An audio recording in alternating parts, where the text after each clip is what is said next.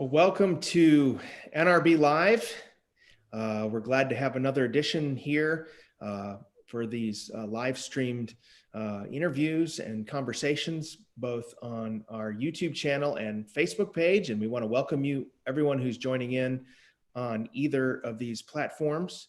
We're glad to have you here as we think through issues that are important to our NRB members. If you have any questions, we'd love for you to ask them or post them, or comments, post them in there on Facebook, and we'd love to have you engage in the conversation. Well, today I'm glad to have joining me Andrew Finlayson from the SmithGeiger Corporation, and they do really outstanding research on a variety of things, but particularly we wanted to talk today about kind of media consumption habits during this really strange and difficult time of the coronavirus in 2020, and just how people's habits have formed while being in quarantine, and kind of what the trends are across a range of media. And so we're really excited to have that. I know that's of interest to our members as we have Christian communicators from across the spectrum, from radio and television, but also doing a lot of work in digital podcasting and digital publishing and film, and a variety of ways to communicate. And so this will be, I think, really helpful. Andrew and his team have been studying this over the last few months, and really bring, I think, cutting edge research and information that'll be helpful to us. So I'm going to go ahead and turn it over to Andrew Finlayson, who's going to share some really important research with us. Andrew, thanks for joining us today here on NRB Live. Yes, well, thank you for this opportunity. No, it's a pleasure and a privilege to be with you here today. A pleasure because I get to share the important research that our team has been doing over the last several months as it relates to how consumers are changing their media habits and how their attitudes are changing as a result of so many of the important stories and issues that we're all facing together. And know that it's a privilege because I know the important work that you and your members do. I was watching some of your videos from some of the prior presentations, and one of your members spoke about the need for healing in our country right now. And I certainly think this research illustrates the need for that type of approach as we go forward.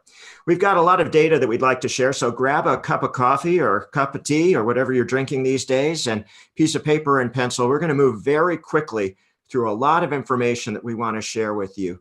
That's going to guide you through some of the important decisions that you and your team are going to be making over the next so many months. So with that in mind, I hope you can see my screen.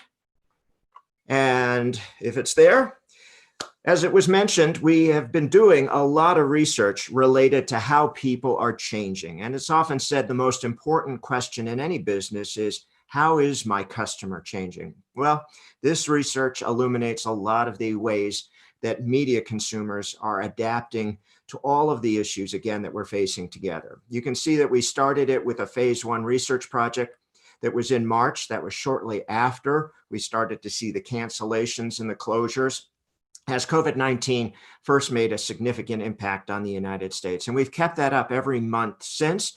We're now on phase 5 of this coverage. These are national surveys. They're balanced in all the ways that you would imagine they should be, and they're trusted research projects. I should offer that versions of these earlier waves have been presented to the National Association of Broadcasters, the Radio Advertiser Bureau, NPR, the Wall Street Journal, Facebook, and many other media organizations have all seen versions of some of this prior research. This is brand new, by the way. It just was finished last night. And so you're among the first to see the results that we're sharing throughout this research project. There's a lot of text on this screen, and don't worry, I'm not going to read it all to you. That's not my intent at all in any of our research presentations today. But I just want to go across the top lines because I think you'll recognize those. We don't just dump a lot of data on people. What we want to do is give people a sense of what are the ideas and insights, what are some of the inspiration they can take out of the data that we're presenting. So you might remember phase 1, shock, confusion, certainly a lot of fear. Then there was that phase where we started to feel like maybe there was something being done to address this challenge, and people were regaining control and agency. They were still obviously very concerned about what was taking place with all the closures and people, of course, being sick and in some cases dying. Phase 3 in May, anticipating what's next. So people became more hopeful. I would call them cautiously optimistic in May. Then June, and we saw the reopening leading to some unexpected and certainly unwelcome consequences as new cases began to spike around the country. And of course, that was at a time when the protest movements were kicking off in some parts of the United States. And now we're in this fifth wave of what's going on in this country, a sense that in some ways we're back to where we started before, and a lot of consumption of local news, because fundamentally this is a local news issue. And even if you don't do local news, if you're a media company today, you've got to be aware of some of these issues and some of these concerns. So I'm going to highlight on each and every slide what I think is some of the most important data, or at least something that I'll hope you'll pay special attention to. So we've got really two big issues going on at the same time in this United States. And that is, you've got the COVID-19 coverage that we're all very aware of. And then at the same time, a lot of coverage of these rallies and racial injustice, inequality, and all the issues attached with the Black Lives Matter. You can see here that people are paying a great deal of attention to this type of coverage. And this is people, again, being asked, are you paying attention? You can see that over a third are paying a great deal of attention to COVID-19, and almost a third paying a great deal of attention to racial injustice and rallies and protest coverage. So again, if you're thinking about any type of local media or any national media, you simply cannot ignore these issues. You have to be reflective of what these issues are meaning to your audience and how you can best address them for your specific audience. Now, there's a lot of information again on the screen, and I'm not going to read all of them again, but I'm going to start at the top. These are questions about what are people paying attention to. And so you can see that the issues, again, of COVID-19, the reopening of businesses and rec areas, the recent outbreaks of new cases, clearly commanding a great deal of attention across all age groups, by the way. Developments around the country related to the COVID-19 pandemic, again, that's the national look. So if you're a national broadcaster, that applies to you. Concerns about the coming school year, which we're already beginning to see some schools reopen. The safety of students in a school should be open or not. 57%, again, paying attention to this. We're going to get into greater detail into that data in just a moment. But that tells you that there's a lot of attention that we haven't always seen around issues that have been so national in scope, but so fundamentally local in the decisions that people need to make. In other words, yes, it's happening nationally, but it comes down to what's going on in your neighborhood, in your community, that really drives a lot of your attention. And I'm highlighting that school issue because it's, again, right around the corner, and it's something that's of great importance to particularly women viewers, and we'll show that to you.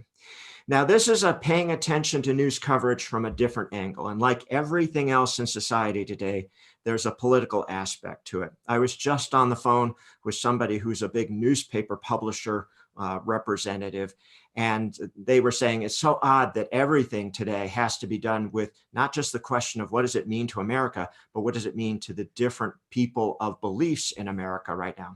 So these are Republicans, and you can see that, again, 65% paying attention to developments in your area related to the pandemic. Around the country, a similar number. Drops a little bit around schools, goes up a little bit around upcoming presidential race. I want you to pay attention to that, because now I'm going to add in the independents, and you can see that they're less enthusiastic and less paying attention to the upcoming presidential race and the elections in November. And this is the Democrats, and you can see that we've got these lines crossing here, which indicates in some ways that Democrats are not as enthusiastic or paying as much attention as the Republicans are to the upcoming presidential race, and again, the elections in November.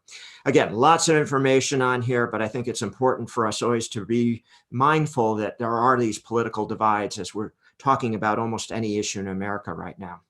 So this is a question that looks at these two issues, again, COVID-19 and racial inequality protests. And it's asking, where are you getting some of this information from? Now, we work with a lot of companies that own a lot of local TV stations. So it would be natural that we would ask this type of a question. But again, I think it's a broader question than just about local TV news. It's really about local news consumption in general. And you can see that there's a great deal of attention, but look at those older demographics. They're much more likely to use traditional TV platforms, linear TV, versus those that are using some of the digital platforms as a source of news and information. So clearly, the older demographic really loves traditional TV. Younger people have, of course, gravitated towards more of the digital platforms that they grew up with.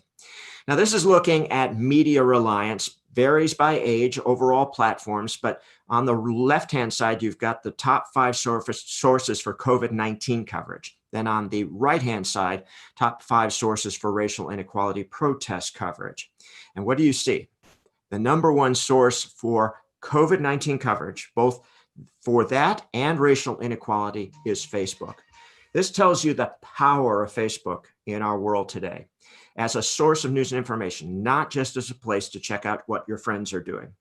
So this is why media organizations must have an hourly strategy around Facebook.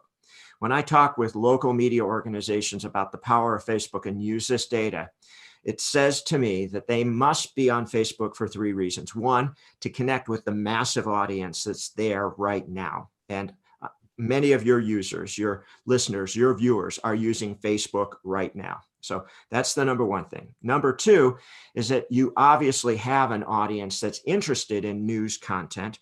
And so you can place content related to COVID-19 and the protests on that platform and have people engage with you. And the third is people are looking for trusted content. And if it can come from a trusted media brand, that's a connection that they'll appreciate. So again, very powerful reasons for you to have an hour by hour Facebook strategy as you go forward.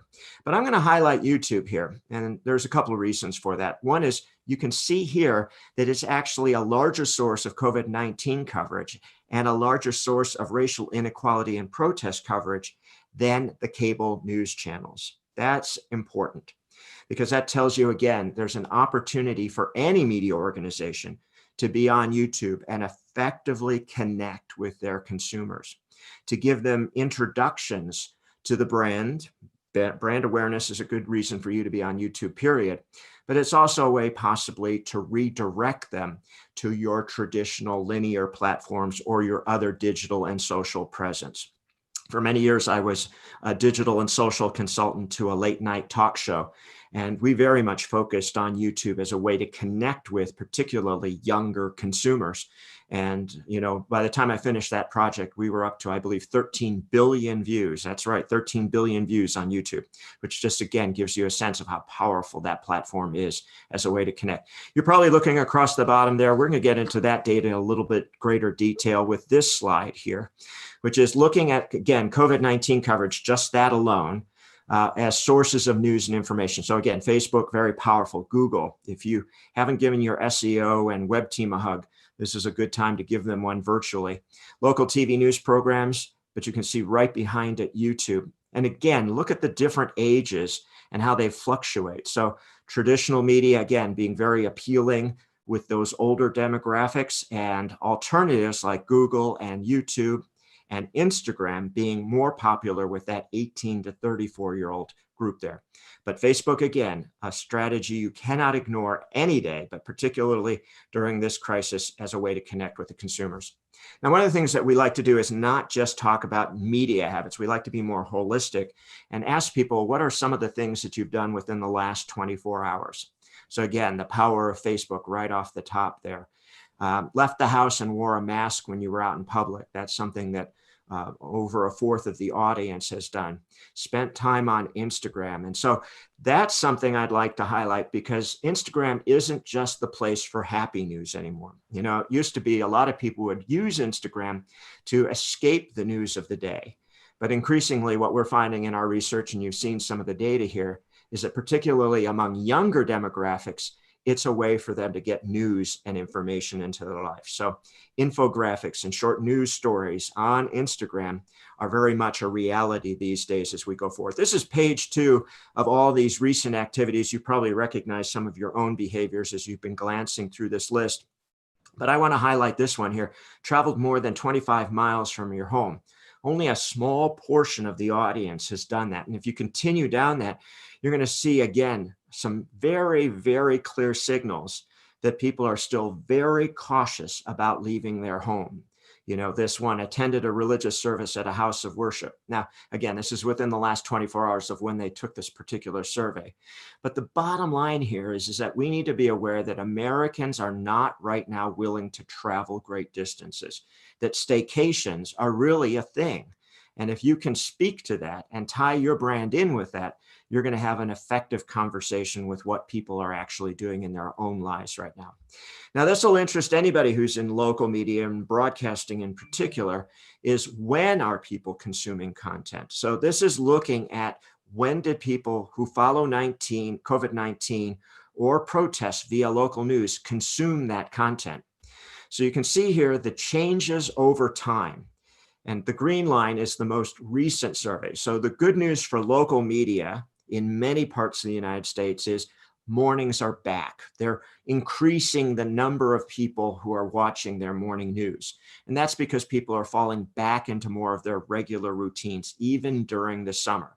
So this fall, which will serve as a major reset point for a lot of media habits, as kids go back into school or whatever version of school they have, and people go back to work in whatever version of work they have, that habit of turning on morning television will resume to some degree.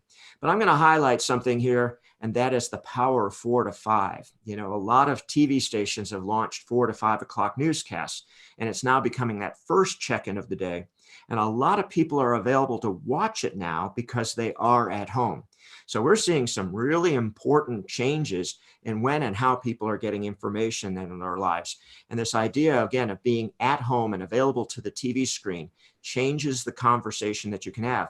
Because before COVID-19, many people couldn't get home until after 6 o'clock because of the commutes that they were involved in. But now we're seeing, again, this great strength with some of these earlier newscasts, and even the middays are performing very well. I work with a local TV station where their midday news has gone up more than 50% over last year at the same time. Now, this is a lot of information, again, on one screen at a time, but I only have a limited amount of time with you, so I wanted to pack as much in as possible. Again, you can see that paying a great deal of attention has bounced back a little bit, and you can see some attention. So again, people are clearly interested in COVID-19 and are paying attention to it. Those that are more likely to be paying attention, daily local news viewers, it would make sense that they would be over-indexing in the amount of content they're consuming. That's why they're local news viewers. They're interested in what's going on in their world. Female switchables is a category that we use inside of SmithGeiger. It's a very, very important concept that speaks to women who consume a lot of media. They drive the success of many media organizations. And the greater your understanding of that woman who switches around from news source to news source, from platform to platform, from channel to channel, the greater your success will be. And then it's interesting to see that people who prefer NBC stations are paying more attention to COVID-19 at this time. You can see when they first began paying attention, it would make sense that urban dwellers and major markets, the big cities, would be more worried about COVID-19 than other people would. But let's go over here to this, a great deal of attention by region. You can see it's now spread all throughout the United States. When I looked at the first waves of this research that we did back in March and April and May, portions of the country like the Midwest and South weren't as worried about COVID-19. Now, clearly, those numbers have risen. You can see +5 there since our prior research wave, telling you that there's more awareness and more concern in that part of the world. Now, paying a great deal of attention, this is, again, a different look at this same data, but this is pulling it out by age. And this is just fascinating to me because this explains a lot of what's going on in America right now. And if you speak to any of these age groups, you need to know this data. So you can see here, way back in March, wow, 59% had a great deal of attention being paid to COVID-19. Young people, 18 to 24, were not as high, but significantly in the, in contention there. But look at how it's dropped by more than half Now it's bounced back a little bit. And again, that's because we've had this increase in cases in COVID-19 in many different parts of the country. But you can see there for a period of time, young people decided this wasn't of interest to them. And that would explain some of the behaviors that we've seen all around the United States. Now, this is 25 to 34-year-olds. This is 35 to 44s who often have children in the house. So you can imagine their rising interest in COVID-19 as school gets back into session. There's your 45 to 54. Again, they may have children or teenagers in the house. And then here are your older adults. So there was that big increase when they realized how vulnerable they were. And then they've bounced back again from a low that we saw in the prior month there. So again, if you're speaking to very young consumers, 18 to 24, you just got to calibrate, recognize that some of them are paying a great deal of attention, almost a third, but many of them have decided to move on past this crisis. Now, this is looking at it from another set of parameters. Again, whether or not they are worried about contracting it, whether or not they personally know somebody who's contracted it, and whether or not I personally know someone who has died from COVID-19 virus. And these numbers were much lower last month. And now we've seen the rise in these numbers. And again, it would make sense that urban areas with their density of population and often being the first to experience this, for example, the Northeast, they would have a higher number than some other areas of the United States at this time. But again, this tells you how big an impact this is having on our country right now, that this many people in these many different demographics actually personally know somebody who has died from COVID-19. Now, impressions of local news coverage. This is very much a TV-centric question, but we had to do a dive into how well was local news performing in this environment. And you can see the topics that we were looking at and then a national comparison. But all of these topics are fairly positive. Audiences are giving local media good marks for the coverage that they provided. And again, I think this speaks to the decisions that many viewers and listeners are having to make day by day, and they need those constantly updated figures, for example, about what's going on with COVID-19, that number 2 item there. But I'm going to highlight this one here, helping to keep you and your family safe. That's important for any media brand right now. That if you can illustrate a care for your listeners, your audience, your viewers, you're going to earn that loyalty of that viewer, that listener, because that's what they're looking for right now, is somebody to help keep themselves and their family safe as they go forward. Now, this is one way that people can imagine themselves helping to keep themselves, their community, their families safe. But as we said before, there's a political divide in this. So you can look at this question of, I don't see the importance of wearing a mask to the left, and I am committed to wearing my mask on the right. 2 ends of the spectrum, as it were, there on a question that's being debated literally every single day in every single community that I know of. You can see that women are more committed to wearing their masks. Men, less likely so, particularly that 35 to 49-year-old male who may not feel that, again, they're vulnerable or this applies to them. Urban people being more inclined to wear or committed to wearing the mask, again, makes sense based on where they are. And then keep going all the way down. It's interesting to see, again, the different preferences of TV stations, local TV station brands, and how it relates to this, again, reflective of that divide. So important issues for us to understand as local broadcasters. I had a big media company, a big one that owns radio and TV and newspaper, put me on the phone to discuss this very issue of should they actively lobby and campaign for their listeners, their viewers, their readers to wear masks, because they, of course, had done a great job with the early phases of the crisis, encouraging people to social distance and wash their hands and stay inside when appropriate.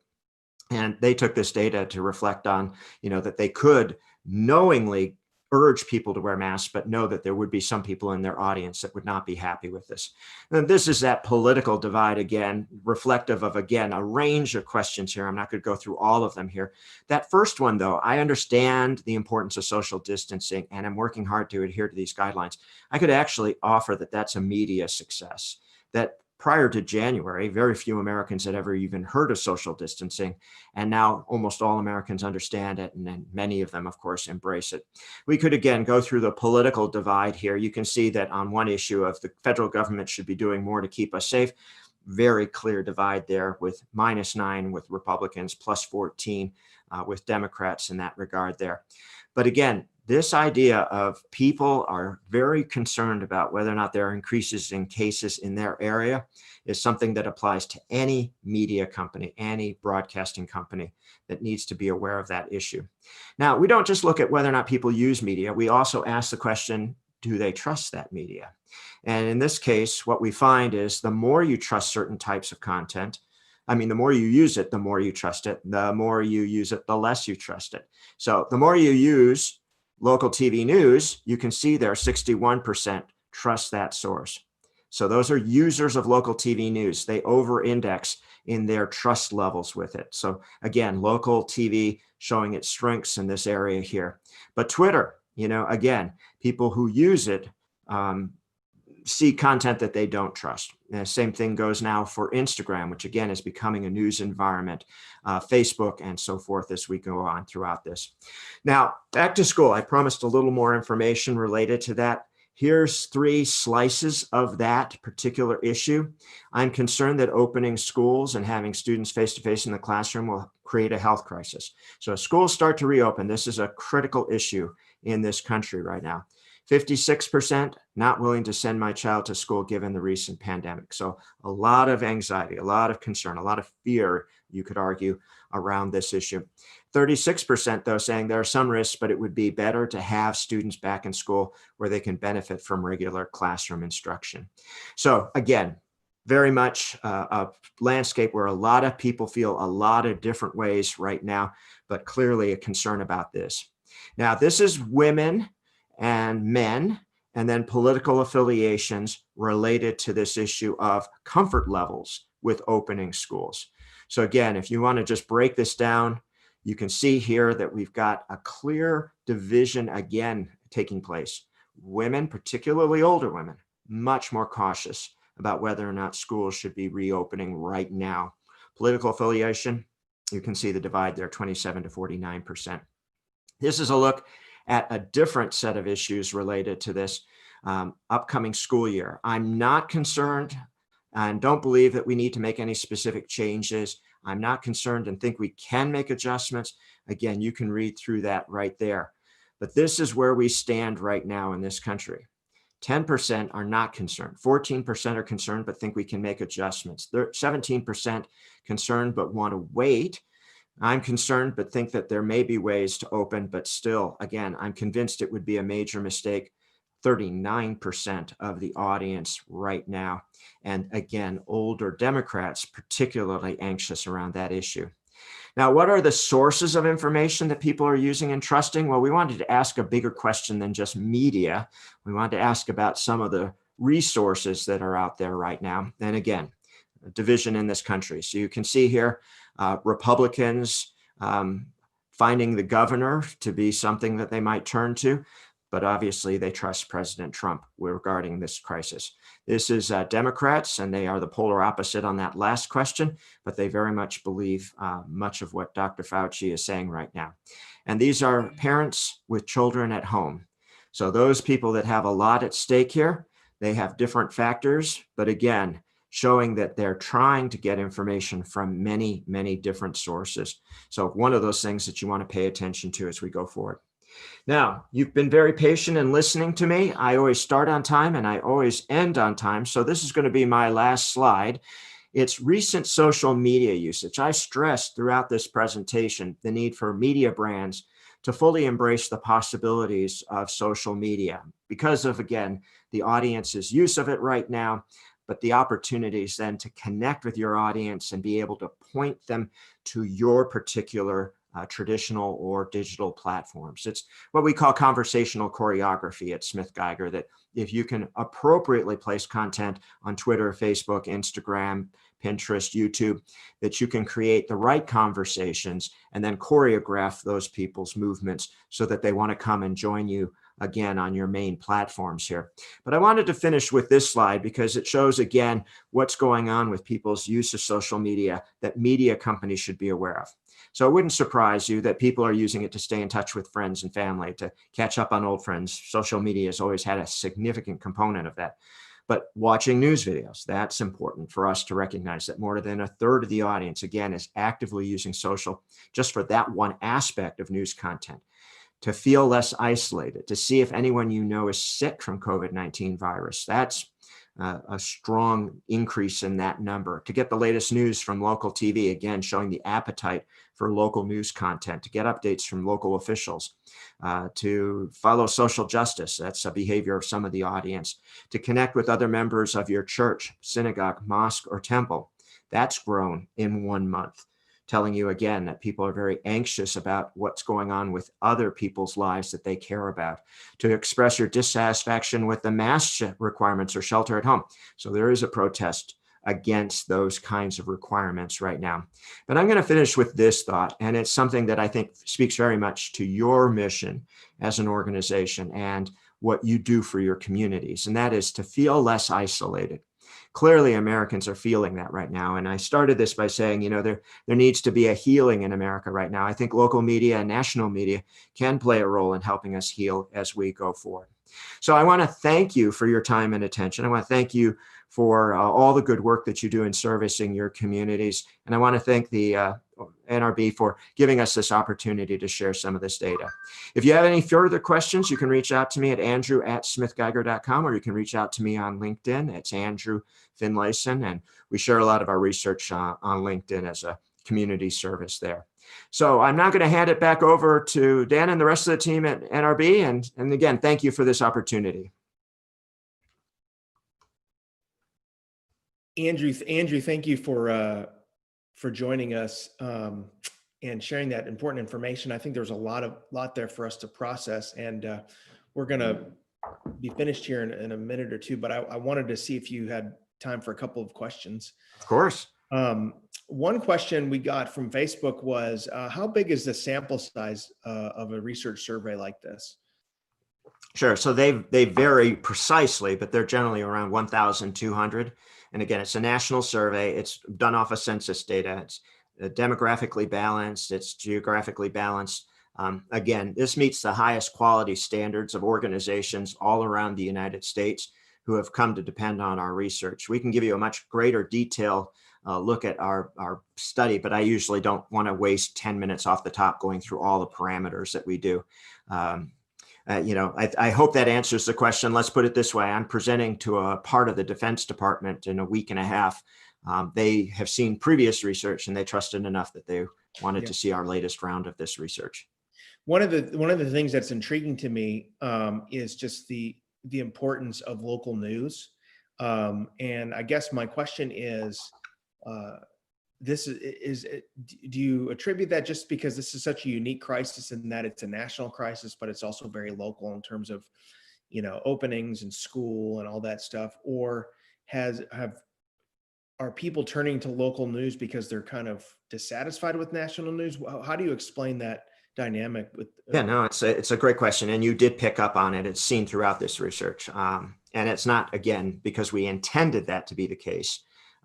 As you found out in this research, Facebook actually is the biggest source of news in people's lives right now. And just so you know, the people at Facebook, they have a lot of data. They were very interested in seeing that perspective of how people were not just using it for friends and family, but truly looking for really valuable information that they could use to make decisions. There are several reasons why local news, I think, is performing well in this environment. The first is that, again, as you said, this is a national story, but fundamentally it comes down to local decisions that you have to make.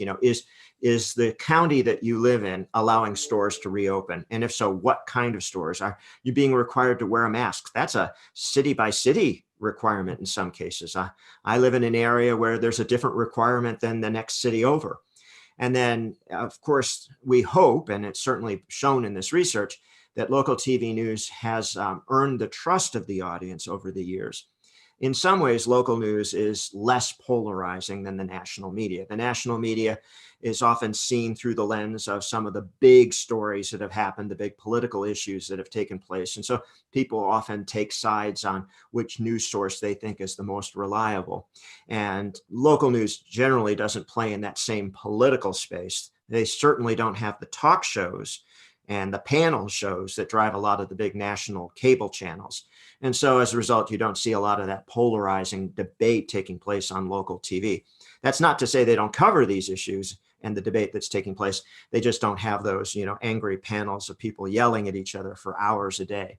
And then, finally, I think that there is something about, these people, that they've been welcome guests in your house in some cases for many, many years. You almost think of your main local news anchors as friends and family and neighbors, certainly. And that, that contributes to trust as well. So good question. That's really good. Well, Andrew, I want to thank you and your team at SmithGeiger for this research and for the willingness to present it to our members and to our audience here on NRB Live. And if you could give us again a place where we can find out more about SmithGeiger, and if there's a link to, if people want to kind of look at this research further. Yeah, so, feel free again to reach out to me at andrew@smithgeiger.com. That's probably the most direct way. And we do have a website, smithgeiger.com, but much of our research is not revealed there. 99% of what we do is exclusively for clients, and they are the only ones to see this research. In this case, as a community service, our company decided to release these waves of research outside of our current clients, because we think it raises important questions that we didn't want to just have our clients focused on at this time. We wanted to do it as a service to all broadcasters. So again, thank you for this opportunity. And again, thank you for the service you provide to your communities. Well, thank you. And we want to thank everyone for joining us here today on this edition of NRB Live. And if you want to go watch our previous editions of NRB Live, you can go to the NRB YouTube page or Facebook page, and we have those up there as well. This will be there as well if you'd like to share this with folks that weren't able to tune in here live. But we want to, again, thank you to Andrew Finlayson and to the SmithGeiger research